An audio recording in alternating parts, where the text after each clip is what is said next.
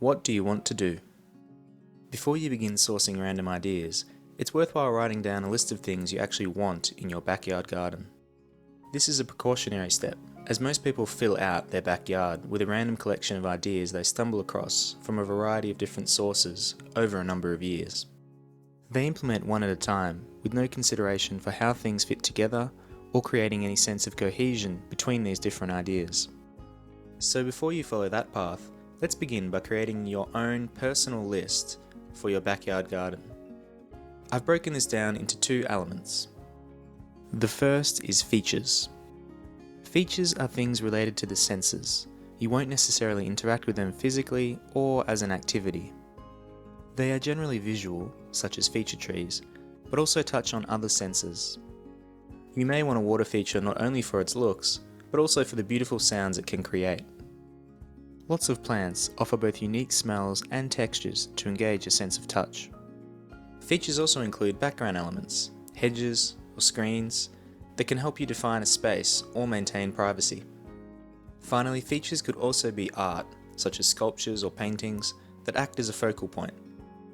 The second is activities. Activities are things you leave the house to do. They are areas specifically designed for a purpose and generally cover the main wishes people have, such as entertaining or dining. They can be general activities or more specific hobbies you may enjoy outside.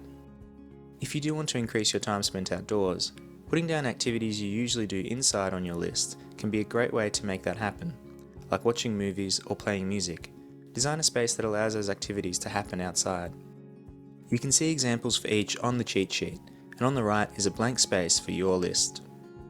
Go through now and write down all the things you want to do in your backyard garden. Also make sure to add points about how you will use it and who it will be for. You may have young children requiring a play area or sandpit. You may have pets that will require specific measures later on.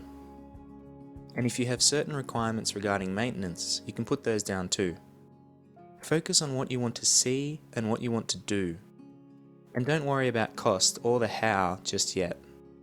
At this stage, this is just a brainstorm to help you determine how you'd use your back garden. And think really carefully about that how. If you're going to spend time and money improving it, make sure you spend it on things that will actually draw you out there. Be creative and really suit your needs and your family's. It's easy to go for generic options just because you think they should be in a conventional backyard, but this backyard is really about you. So make it into a space that will draw you outside to do the things you enjoy doing throughout the day and across the year. Once you have this list down, it's time to move on to step 2.